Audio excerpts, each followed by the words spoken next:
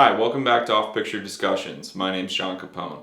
Today I'm joined by Daniel Slatkin. Daniel is a composer of feature narrative and documentary films. He's also a talented conductor, musician, and a good friend of mine.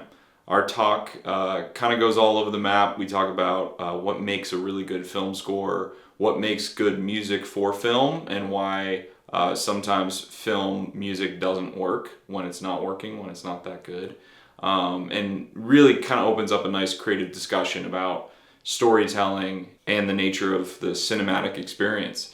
So I was happy to catch up with Daniel and talk about also our collaboration together on Neon Bleed. So I hope you enjoyed this discussion and thanks for watching.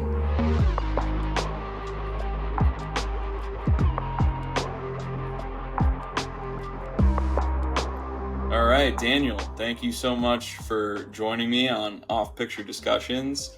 I've been thinking about doing this with you for a while and looking forward to it, so I'm glad we were able to get together here. Yeah, I'm really happy to be here. I appreciate you having me on, John.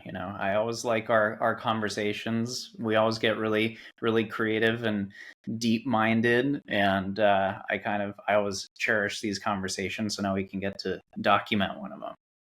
Awesome.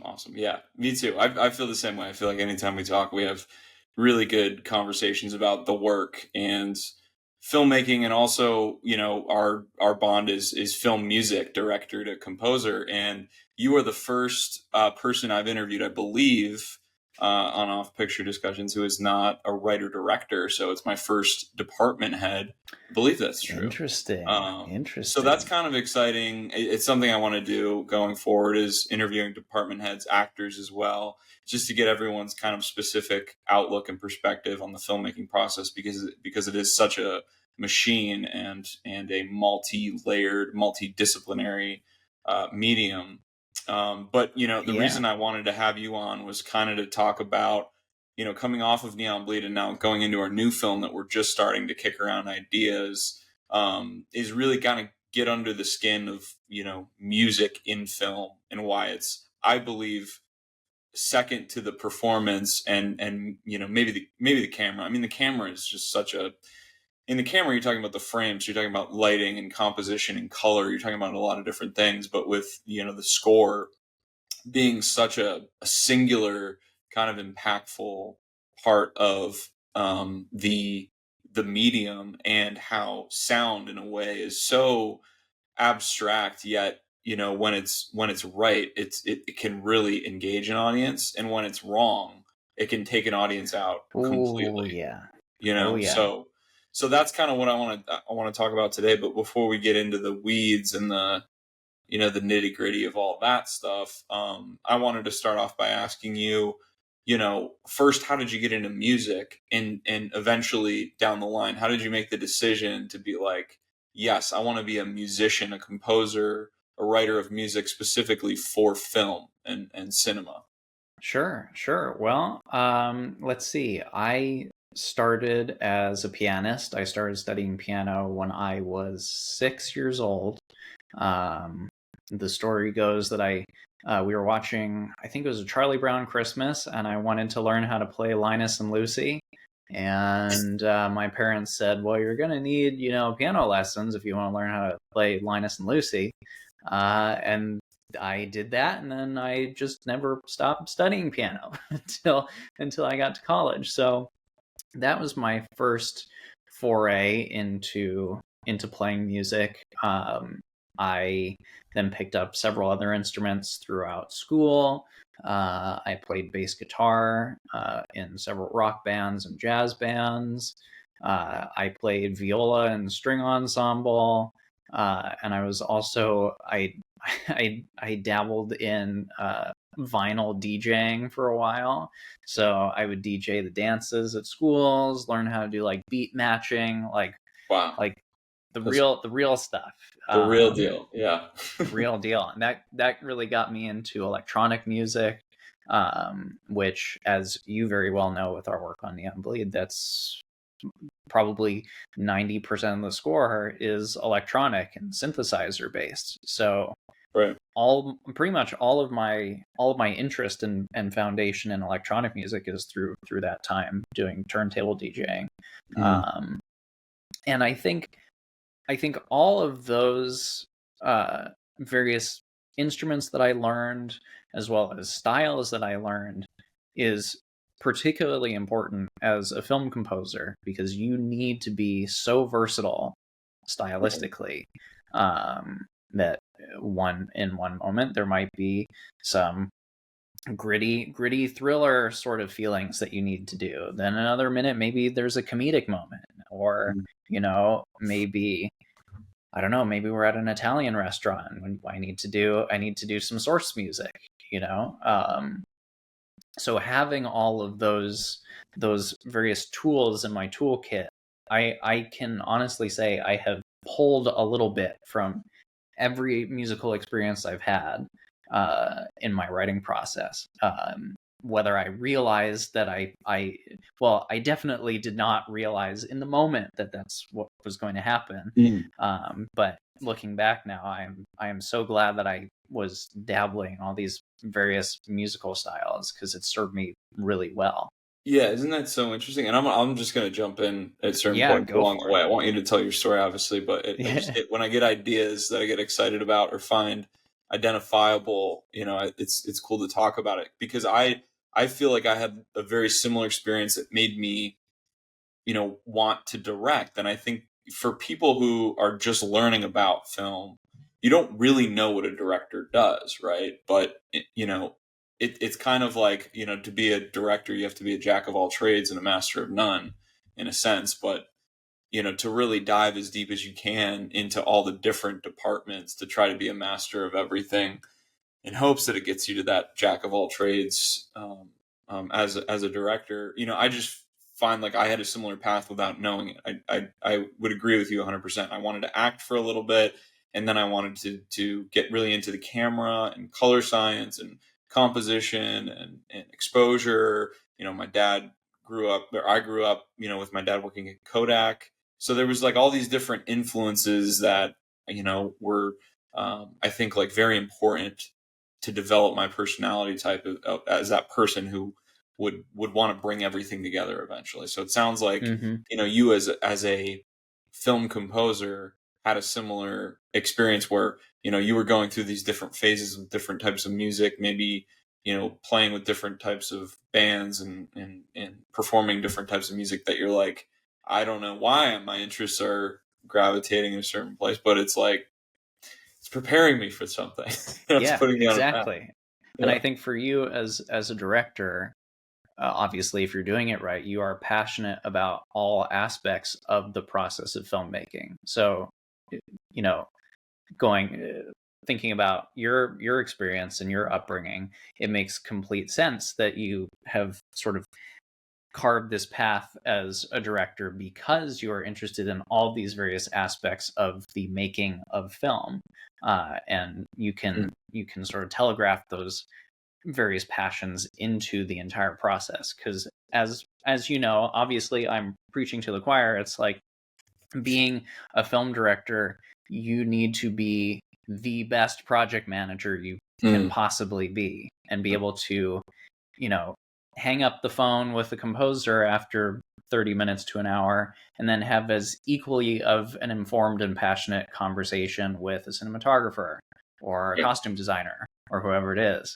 Yeah. Um, and I feel like in the process of making music, particularly for film, because how versatile you have to be, I'm so glad that I was able to find passion in all these various genres, and kind of experience what parts of each of those genres I like the most, and how can I feed off of that and really get into whatever cue that is I'm writing in that moment.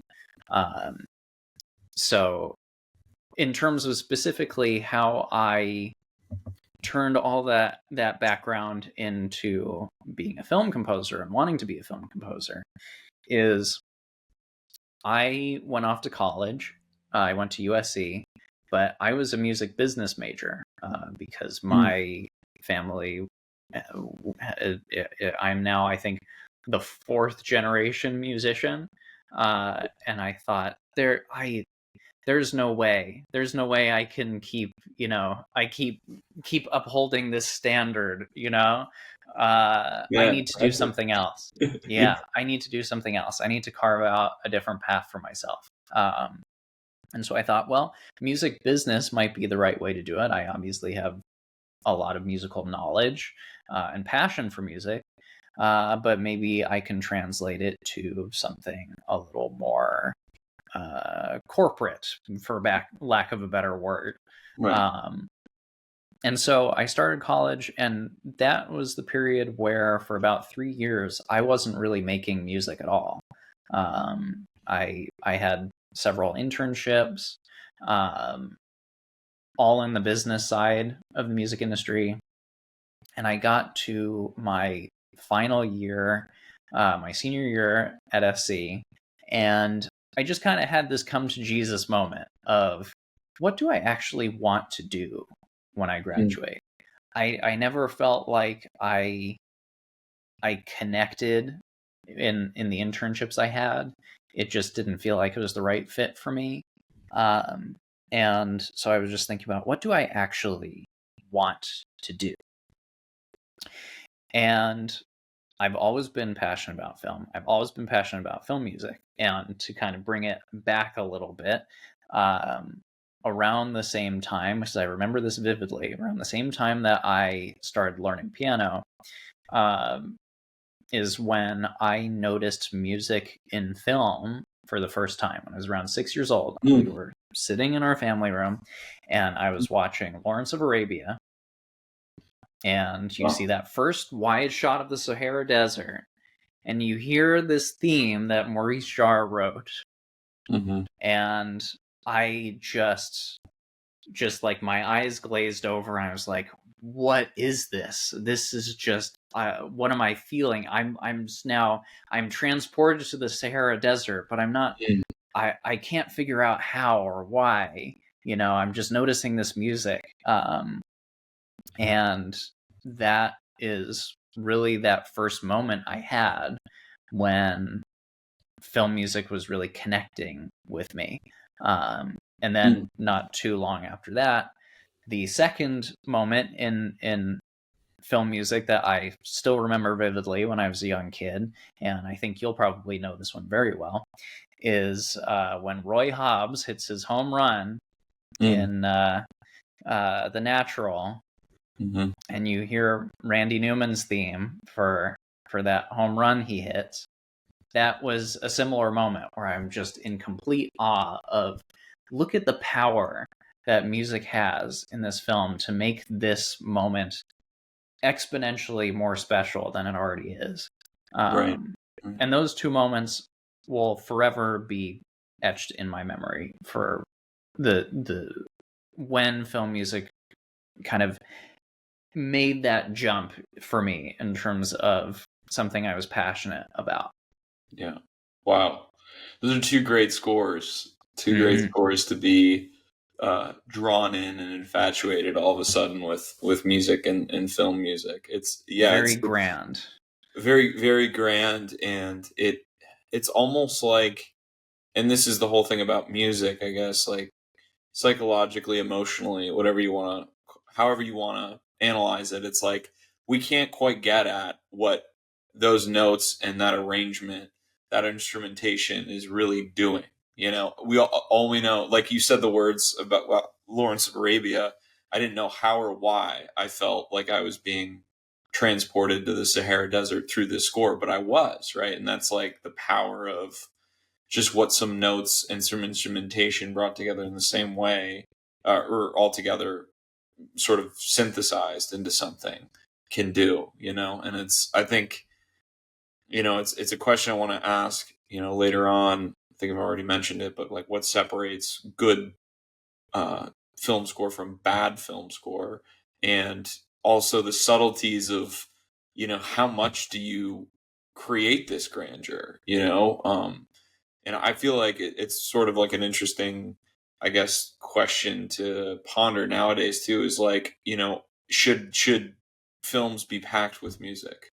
Should it be wall to wall? Some of the bigger Right. blockbusters nowadays are just being, it's like every second there's a cue, and there's, Yeah. in some of them, do it well. Maybe it's like the bigger, more interesting temples like Oppenheimer or Dune. It seems like the music's in the right place, but other films, it feels like, okay, it's just hitting me over the head and it's telling me, it's directing me too much what to feel, and there's no space. Yeah. You know, Yeah, exactly. And I so think there's some, I mean, if we want to go into that a little bit, is I think one thing that's impactful about music, and also if we go back to the Lawrence of Arabia example, if you take out that music and you just have this shot of the Sahara Desert, I mean, you could feel a multitude of ways about right. that shot. It could be about maybe how hot it is, or how cold it is because the sun is rising, Mhm. or how empty it feels. Um, but because the music is there, no, we're supposed to feel marveled at the sight that we're seeing, and Right. this vast expanse that Lawrence is traversing on his camel. Hmm. Um, so I think wall to wall music is okay as long as you feel like the music is leading you in a direction that you wouldn't otherwise be going, Hmm. if that makes sense. Yeah. I feel like there are so many there might be some transitional scenes where I think actually there are examples of both. There are some transitional scenes where we're moving along, we kind of know where we're going, or there's like a simple conversation, and you just go, yeah, this scene is clearly moving us to the next point in the story.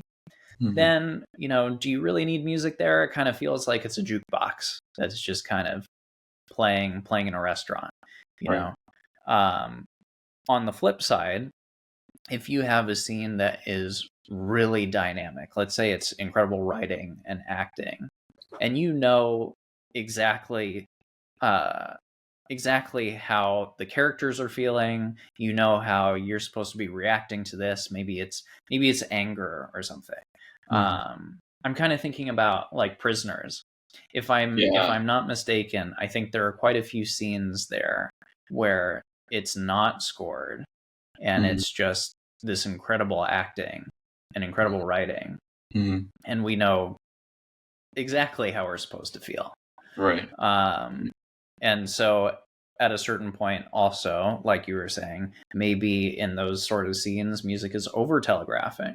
Right. Well, just Um, to jump in on that film, I think if you didn't have Johan Johansson and his sort of, his gentility with composition and intimacy with composition, you might have someone who would completely overpower and push the music into a space where it was too noticeable, or too almost tacky, because a film like that, you have incredible actors, you have an incredible cinematographer, and a strong directorial eye, guiding that film. It's like too much talent. Like if you push the music a little too far, it kind of bursts the bubble, the balloon of that film, that all that creative weight that's already there. So you needed a score that was perfectly in tune with the rest of the atmosphere of the film, which was like very dark, brooding performances, very mhm. subtle, but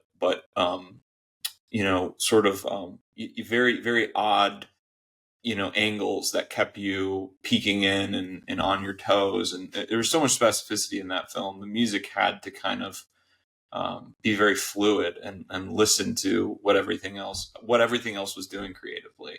And Johan Yeah, Johansson's score in that film, from the instrumentation to the subtlety of the arrangements, and then even like the ambient sort of push behind everything, just fit seamlessly into what that film was trying to do in an yeah, atmospheric he way, he I did a think. perfect job with that.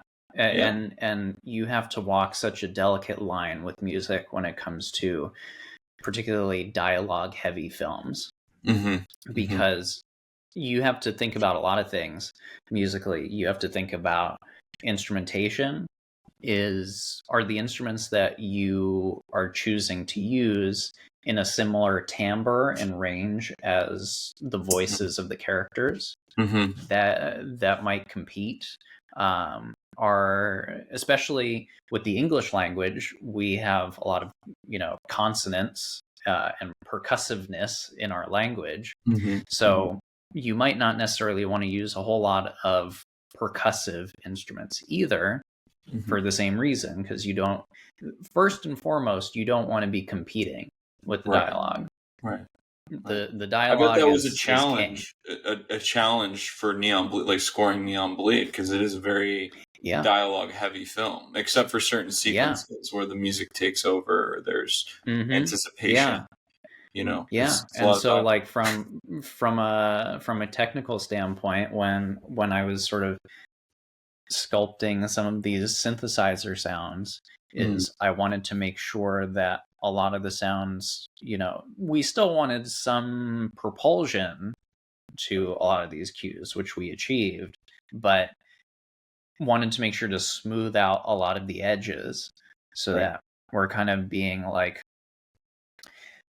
it it's when you talk about music, always kind of weird language starts coming out. So we wanted to like wub ourselves along Yeah.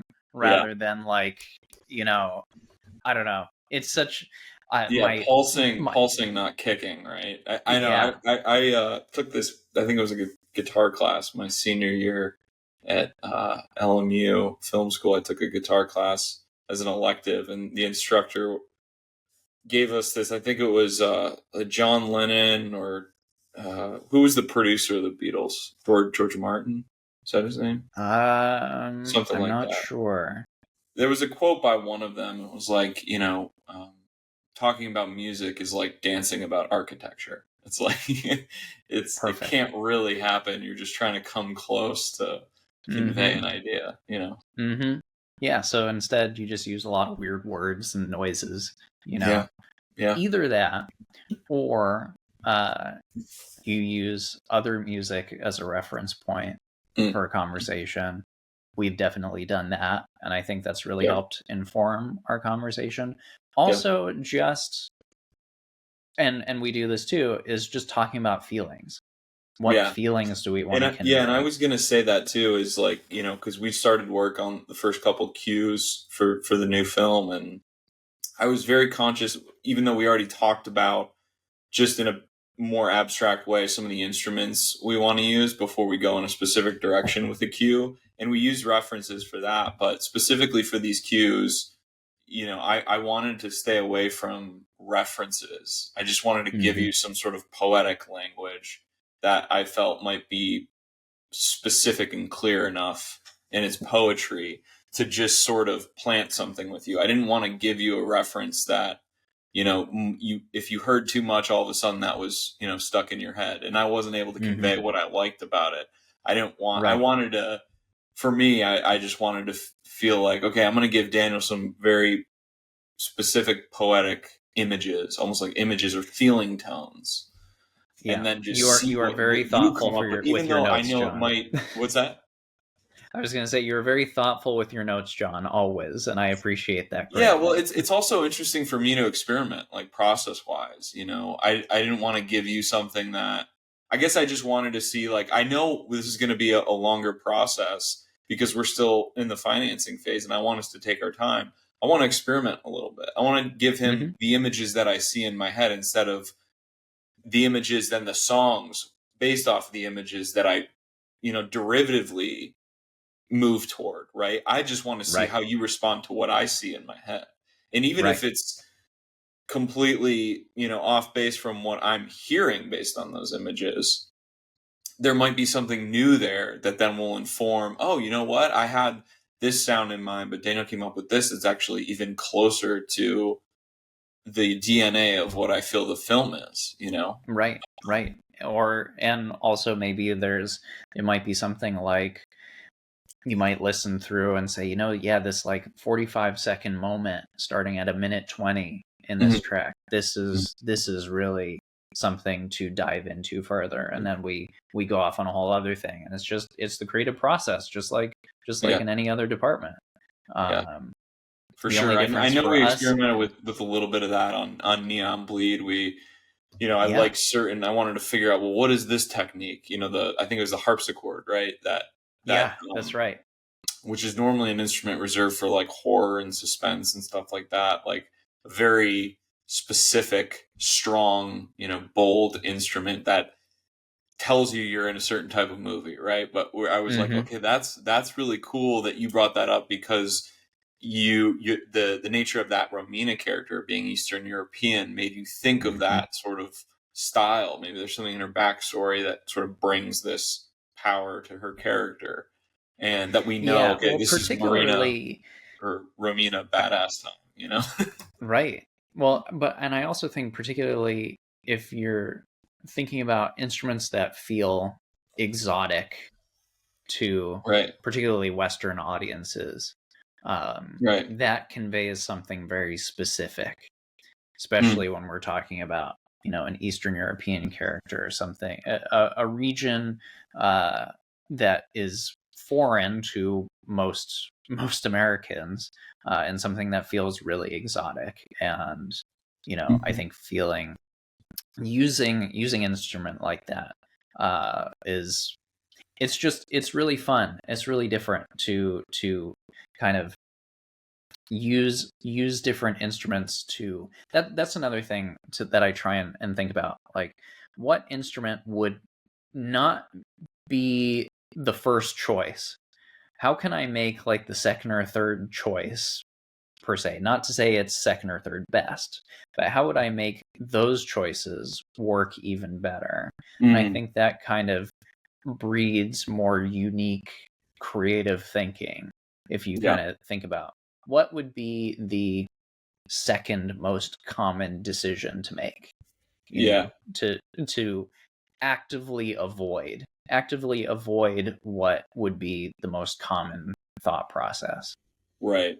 Yeah, really kind of understanding how do you make this a pure film? How do you kind of Hmm. extrapolate what the story's trying to be outside of genre, outside of your preconceived ideas about what the film should feel like in the marketplace or watched by an audience. Figuring out, okay, I had no idea, this was going to be even on the table in terms of a type of Hmm. sound, that I envision in this world. But just through that creative process, like you were saying, it's like you go to a second level and a third level, and all of a sudden something's opens up that feels right, that you never would have thought, would Hmm. would be even in the running.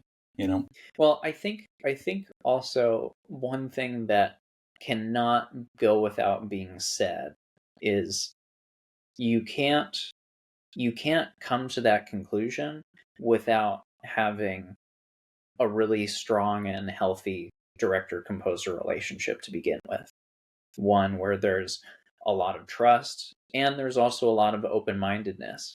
Like you were just saying, a lot of the cues that I would send you for Neon Bleed, you thought, oh, this wasn't exactly the what I had envisioned, but maybe in a way this is better, or this is something really interesting. I can see where Daniel is going from here, and I want to lean into this further. Let's see what he can do when I add in a little bit more direction. Now, knowing what is going on in his head for this Mm, scene, let's lean into it and see where we can take this. I think you would never get to that point of using an instrument you never would have thought of without having that dynamic between the director and composer, where you right. can be, not only for me, unafraid to send you possibly off the wall ideas, but then at the same time knowing that you might take that and say, oh, now I'm really into this idea, let's push that further. Hmm. um, that cannot be stressed enough, how Right. important that is for a Right. composer to feel like he or she is free to express him or herself, Obviously, it's not like I want to go rogue and not not write something that you want, but Right. Right. knowing that in the middle of a process of writing a cue, maybe I'm going down the road that you said, and then something clicks, whether it's I'm playing around with a different instrument, or, sometimes maybe I accidentally uh, hit an audio effect that I didn't mean to hit, but all of a sudden is creating this really cool sound. I Yeah. go, huh, this would be really interesting. I know this isn't what we talked about, but I really want to see where this is going, and I know that John will be really interested in it. Even if he ends up saying no, I'm not afraid to show it to you. And Right. that is really empowering for people like me. Yeah. Yeah. And I think too, like I've said this before in other discussions and talks with creatives is like I always want as a director, I want to have it be a very democratic process. I want great authors in all departments to come and feel like they have ownership and responsibility over their department, and that it is for them. It's a expressive experience, and the hope is that if everyone's coming to the table with their talents and really sitting in, leaning into their talents, bringing their talents to the table, that the synthesis, the thing of the whole, the parts made out of parts, but into the whole is greater than the sum of its parts, is what I'm trying to say. Mm-hmm. The Mm-hmm. finished work, and that's because everyone is fully owning, their part of the process and invested 100%. And Mm-hmm. it's not some sort of totalitarian regime that's just ordering department heads around to execute my ideas. It's a dialogue. It's a constant dialogue that the work builds and gets better and more Mm-hmm. rich and nuanced and layered. Well, and it's really interesting that hearing that from your perspective, because I also, by extension, as a music department head, obviously, the larger the budgets are, the larger the music team is. And I try to have that same mindset with Mm, my music team also, especially when it comes to the musicians I work with, where, as soon as I've finished writing the music, as soon as the sheet music is all printed out, and as soon as it's in front of the musician's eyes, however he or she wants to interpret that, I am all into that. Like if there's a musician who's plays through what I wrote and then might say, or you might see the wheels turning, right? And musicians like, I think I know what he's trying to do here. I think it would be better if I just adjusted this thing and this thing and that thing. And I get so excited when I get, alternate takes like that from musicians, because one, I know that what I've written has inspired interpretation and creativity. And mhm. two, I know that I've sort of established an environment where I am welcoming of that. Um, and the thing is, like, we are so lucky and privileged to be able to make films, make music, and make a living doing it. And Yeah. so, why wouldn't you have fun and create an environment where there's open creativity throughout the process, and Yeah. just wanting to be inspired throughout it, and open-mindedness of all ideas? Why Yeah. wouldn't you want to do that? I know obviously there are plenty of creative environments that don't welcome that. Yeah. um, I just don't really understand why.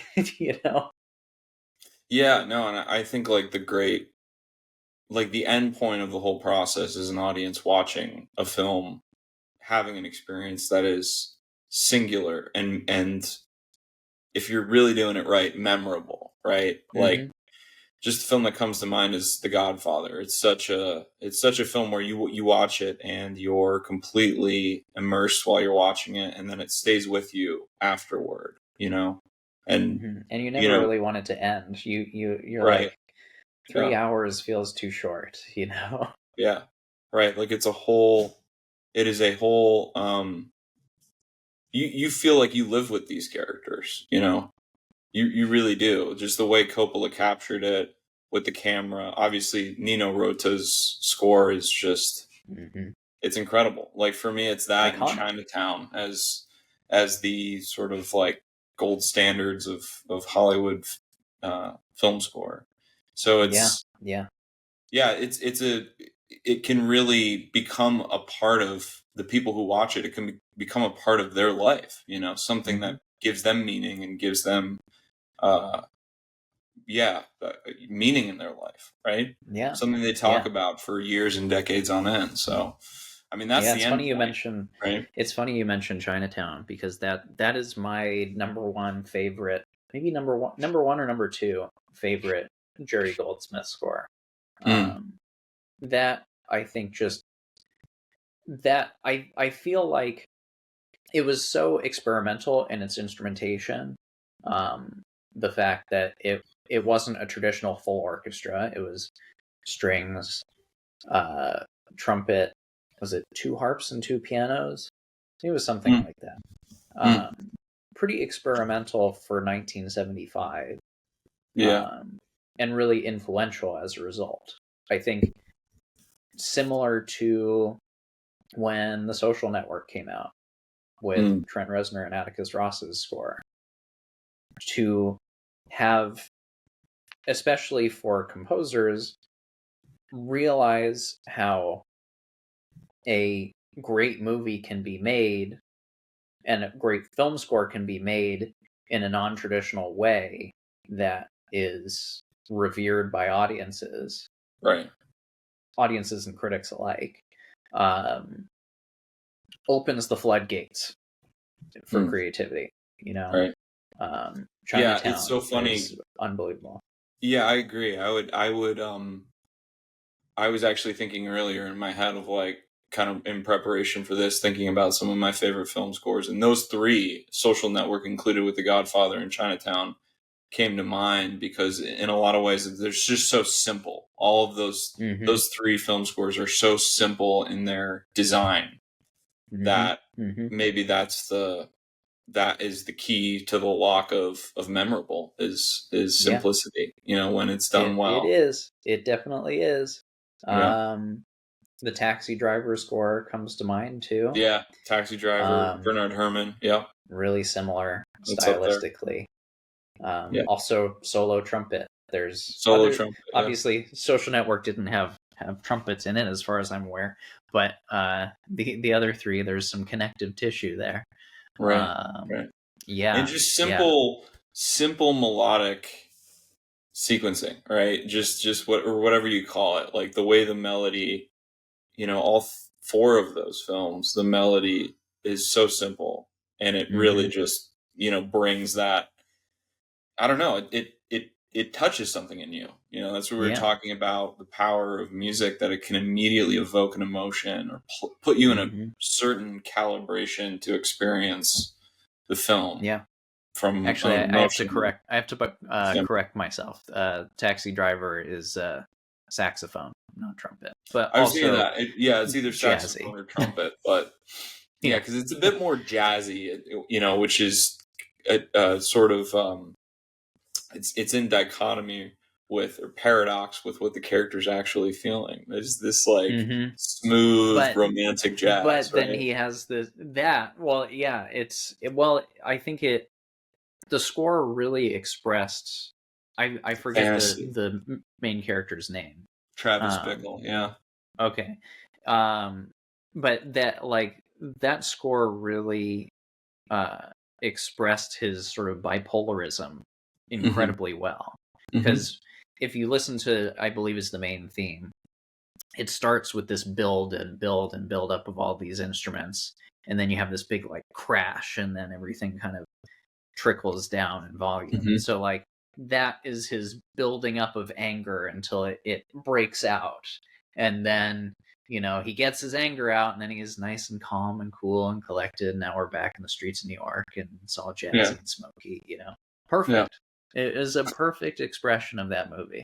Yeah, and for him, who is this character who's so idealistic and in his head, creating this fantasy of who he believed he was in the world, that sort of supple saxophone variation is like his fantasy, and it's kind of tuned up with the Sybil Shepherd character coming into his life, that very romantic sequence of him taking her out and thinking he's the man. He got all these great one-liners, and it's like this woman is just like looking at him like he's a complete oddball, and and yeah, I think that's really what put Scorsese on the map in a lot of ways, is that sort of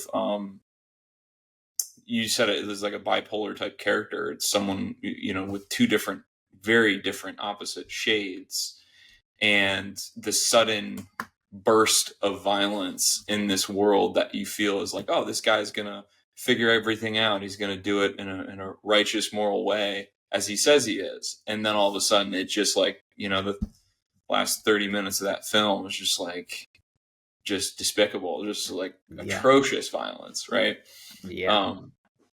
And that's so Bernard Herrmann, again, like following the lead of the film, of the atmosphere of the film, of what the film is trying to say. Scorsese's directorial eye, his perspective on Paul Schrader's script, and it's Bernard Herrmann, who I think it was his last score of his career or something. I believe he passed away the day after recording. Wow. Pretty sure. Wow. It was either the day after recording or the day after theatrical release. It was the day after some big milestone in the completion of the film. Yeah. Gotcha. Wow. Yeah, just amazing work. I mean, yeah, it's another. I think probably those four that we listed are, got to be within like the top 15, 20, or 10, maybe even 10 soundtracks of all time. Just so memorable. Yeah. And so intimate, interestingly enough. Yeah. Right. And so introspective. The complete opposite of Lawrence of Arabia and The Natural, Right. But also equally as effective of what they were trying to express. Right. You have the one side of, you're really trying to be outward and how can I be as grand as a game-winning home run is, and then on the other side, how can I be as small as sort of the boiling anger inside of somebody's head, Right. How can I whisper that into somebody's ear and telegraph it that way? Yeah, I think the way I look at that too is, how can I be my most poetic, right? Which poetry is the sparsity of words, but they're packed with meaning. There's so much said with so little, and I think it's something, because I grew up on Scorsese, who, his biggest influence was Kazan, and Kazan was a big sort of this lineage of poetic realism. It's like very realistic situations, very realistic people, realistic struggles, but looking for the poetry, the depth within mundane, natural moments, naturalistic moments. So I think no matter what types of films I do, across different genres, different size scopes, I'm always looking for those very, simple, mundane things that are packed with this deep experience or meaning within them. And so, yeah, I understand that completely. Looking for this sort of like tiny little flicker, shade, the way it can be done with the camera, it can be done with music and performance, these subtleties that I think are what give art so much meaning, Yeah. How, like I said, how can I whisper it? But yet, how can my words be as loud as possible? Right. Something like that. That sounds really artsy, anyway. Yeah. Effective. How can we be our most effective and yes, exactly, and efficient with what we do to get our point across as artists. Yeah, Mm-hmm. definitely. Mm-hmm. So, continuing on, after school, how did you make the jump from when you decided, okay, I want to make music? Where did you start? So for me, because like I said, I made this decision my last semester at USC, my senior year. And my immediate thought was, well, I got a lot of catching up to do. And I'm about to graduate, and there are going to be a ton of people with composition degrees who maybe from a facilities standpoint have several steps ahead of me at this point. And that just means that I need to work harder to catch up. Mm-hmm. And like I said, I had this foundation of mainly classical training in piano, but then all of these other forms of musical expression that I was able to explore. And so I kind of just went back and I tapped into those aspects of myself as a musician. Mm-hmm. And I think, especially for film composing, there is a little bit of a learning curve in terms of the uh, technological requirements of Yeah. film scoring. Right. Not just the amount of computer firepower you need, but Mm-hmm. also just understanding how to use the software and how to produce music and have those chops and how do you get music to fit to picture, and what's choosing a tempo, how do you Yeah.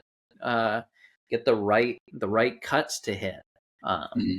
and how do you bend the computer and the software to your will to achieve that.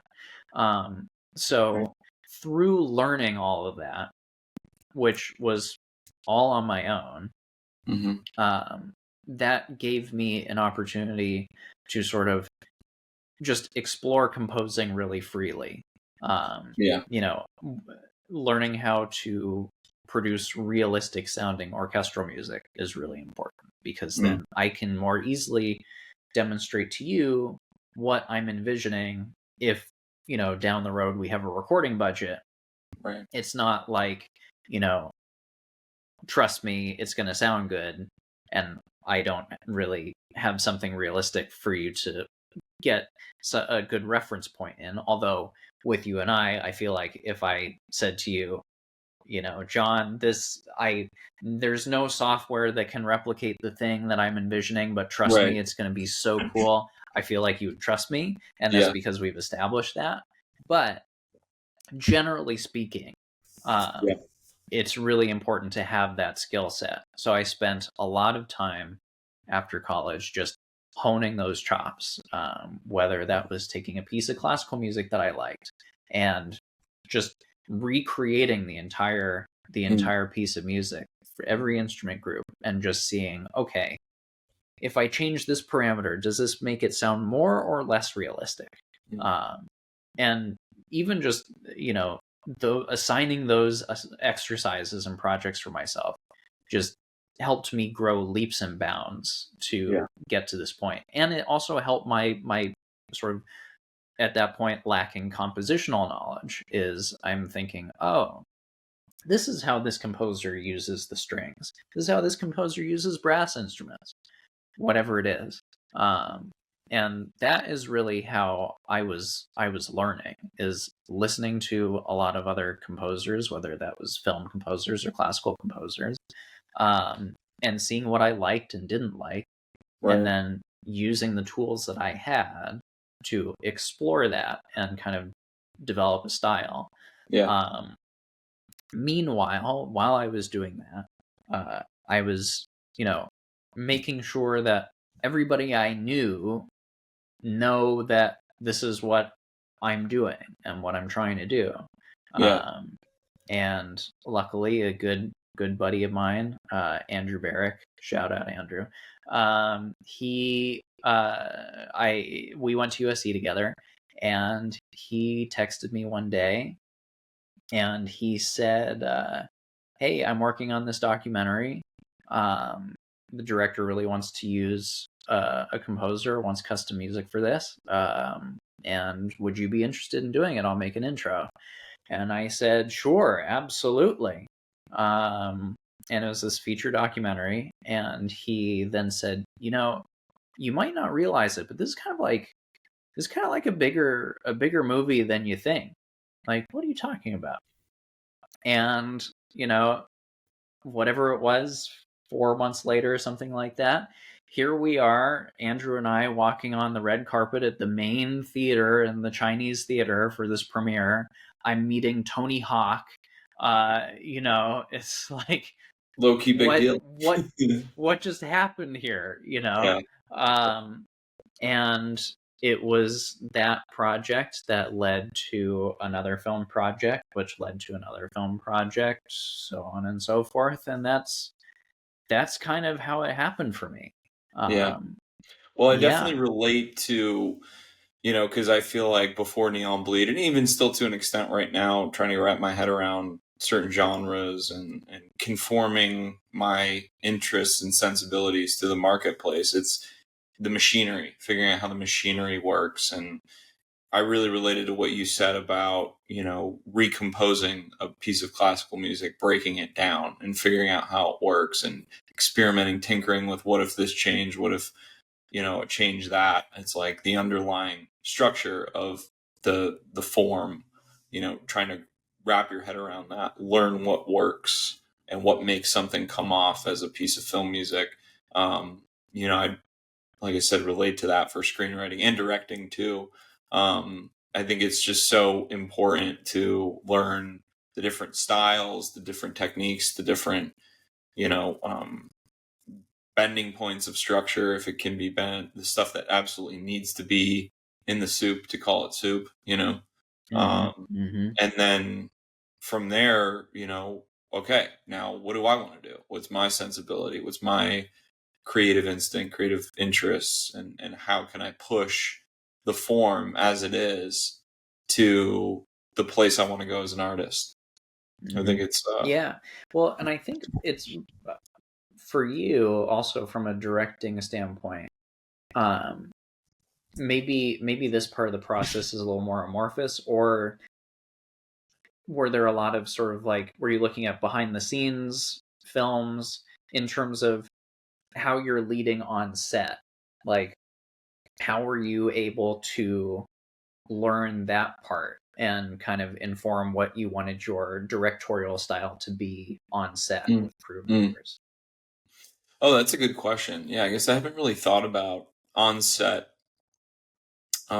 personality or stuff like that. I always just try to be available as much as possible to department heads and to the actors. And I know, I guess the biggest piece of advice I took from a director, I think, was Denis Villeneuve saying, when we shoot, we go to war, and it's very much like that. Like you feel like you are on a battlefield amidst, the chaos of raining bullets and bombs and screaming people wounded. It's like there's, all these fires that need putting out, and you think you're solving one creative issue, and then there's something that's coming up in the scene ahead that's not fully fleshed out, or something part of the production design isn't the way you want it, and you only have so much time to fix it, or there's so many different little things that can happen that require addressing and redressing, right?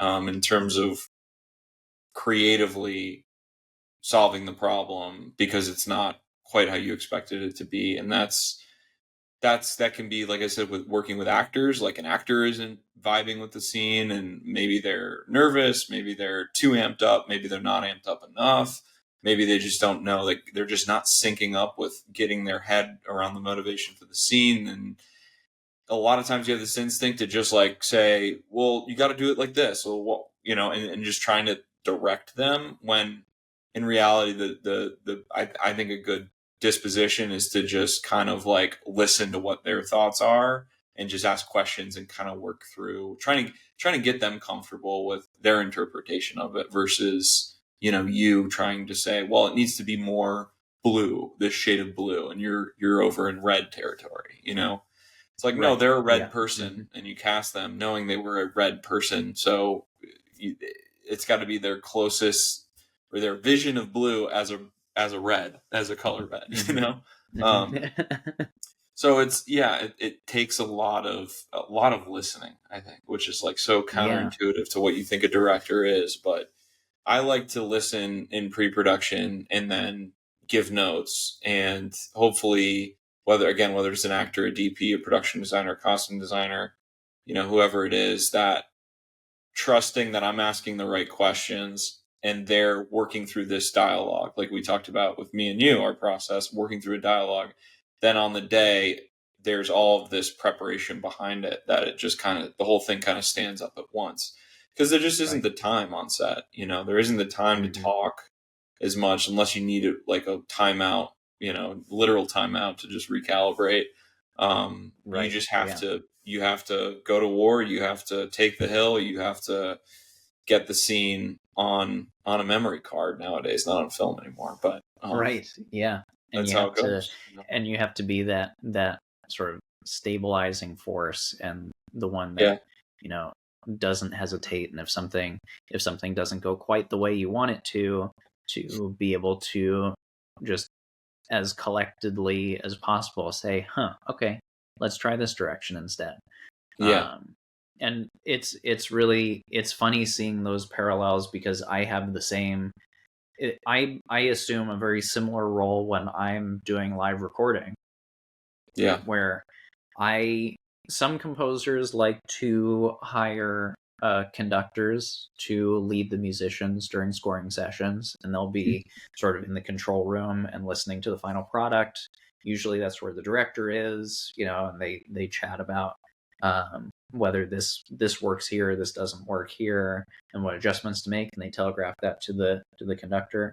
Um, I tend to like conducting myself.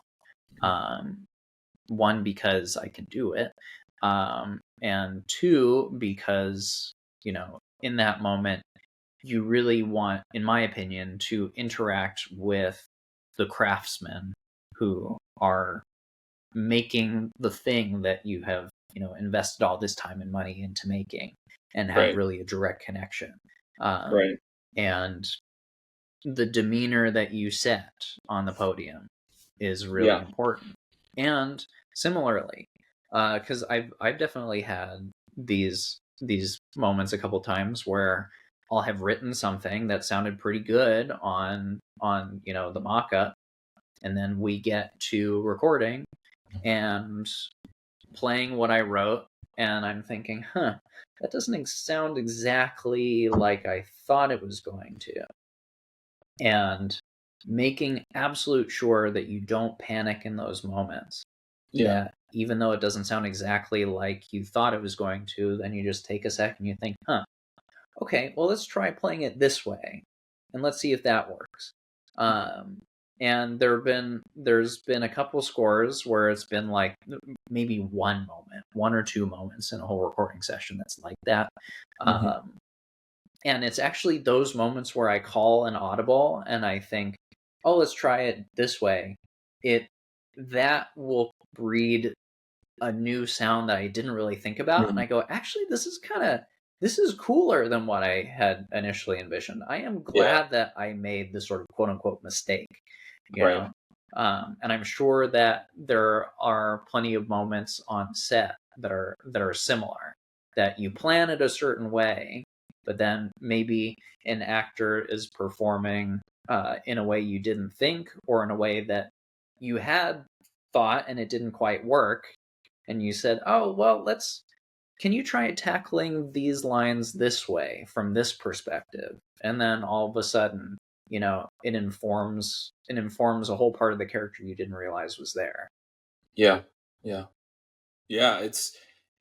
I feel the same way when I'm writing too. It's like I have an idea for the scene. I know what the scene needs to convey and where we need to end up at the end of the scene, but I don't know exactly how we're going to get there. And I think the real essence of what the film is sort of reveals itself through this sort of unconscious unspooling of action and emotion within the scene. You really the characters is why I really feel, and I know a lot of writers feel this way, is like the characters start talking themselves. They start talking by themselves, and again, your job is to listen as a writer too, and listen and just document.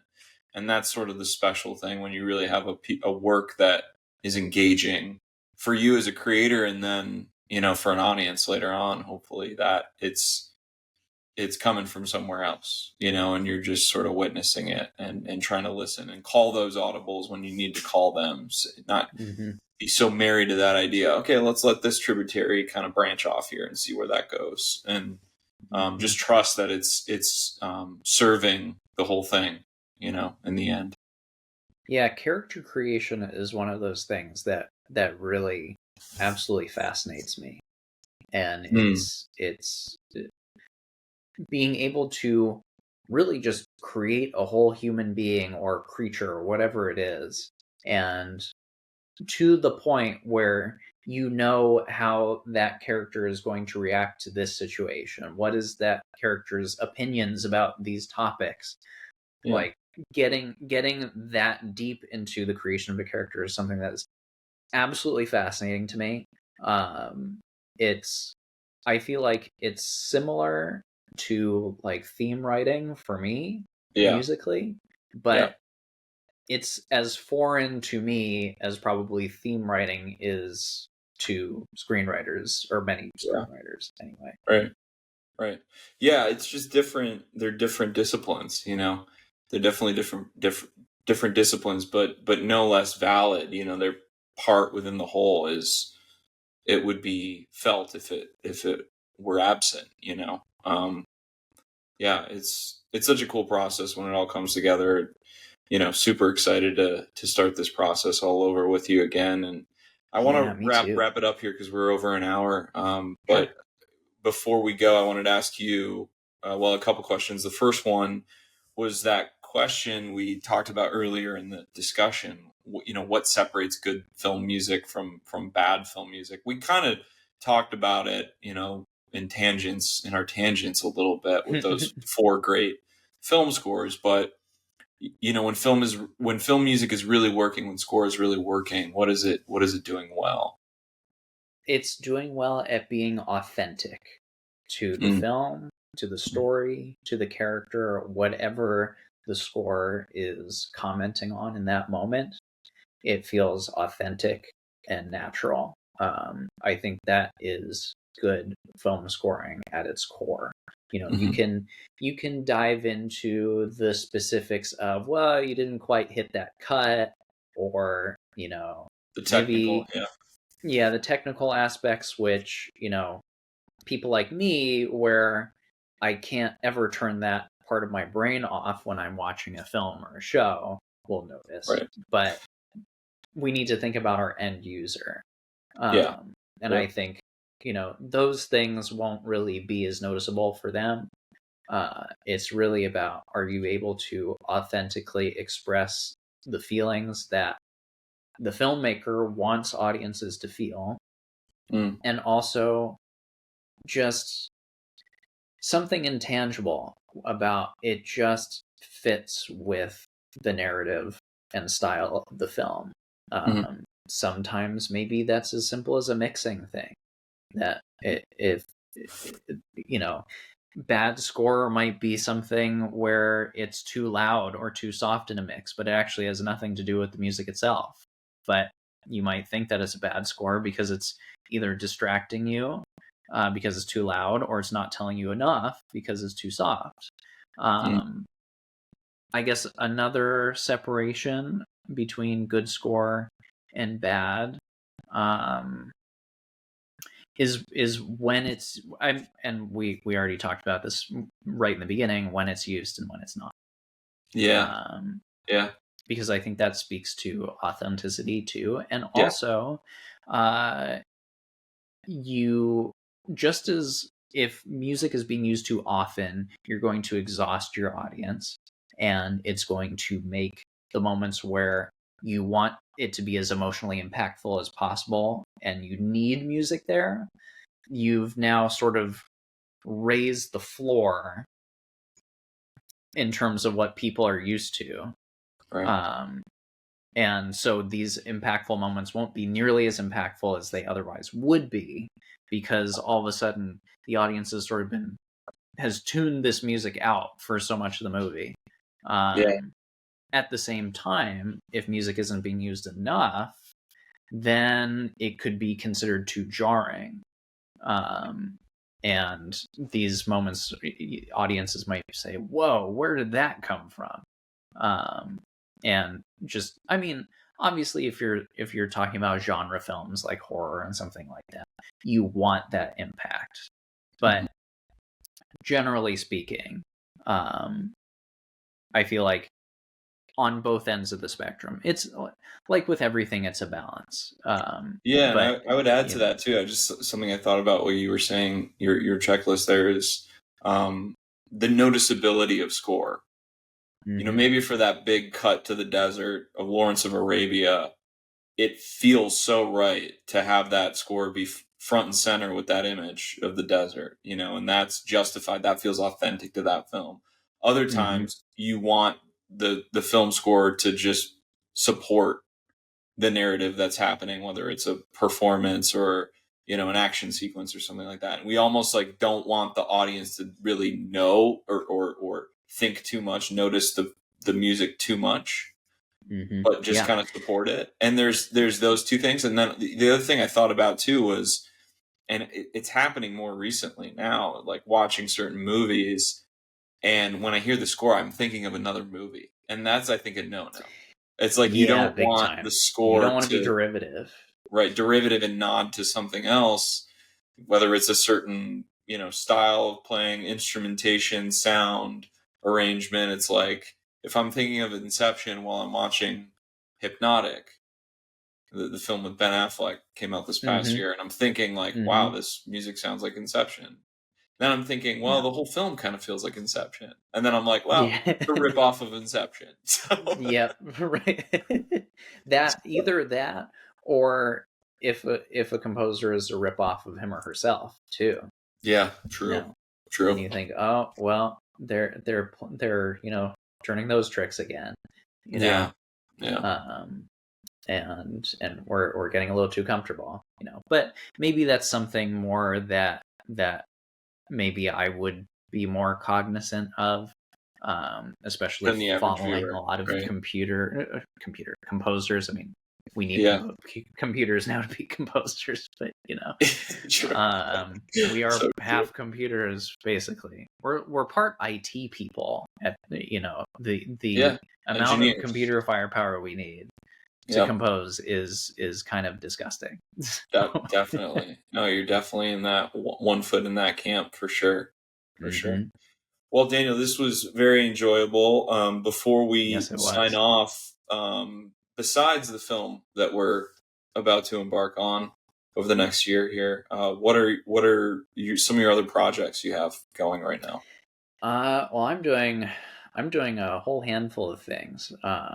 I do quite a bit of classical music Hmm. also, outside of film. So one piece of mine is being performed this upcoming concert season in a handful of places. Um, it's a really cool classical piece. It's based on the golden record that is aboard the Voyager spacecraft, which is supposed to contain like the sounds of Earth and humanity. Um, and there's this one recording of a Beethoven string quartet that's in there. And as soon as I realized that, I had this idea to take themes from that Beethoven piece and set it to this musical journey through space. So it's going to be really That's fun. I Yeah, know I'm so you've glad let me it's. listen to a few iterations of that, and it's pretty cool. Like Yeah, I'll stuff have I to. haven't heard before. That's definitely out there in a good way. Well, you like, know, again, talking about how you want to sort of have a certain bit of imagination to not let your computer mock-up dictate the music Mhm. you write. Mhm.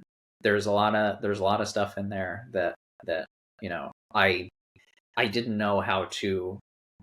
There was no way for me to articulate in the Right. sounds that the samples that I have. So that was really Now cool that'll to be explore. performed. Is that going to be available for people to listen to on a streamer like Spotify or YouTube? Or? Not yet. Okay. Hopefully after these performances this upcoming season, hopefully we get Okay. to record it.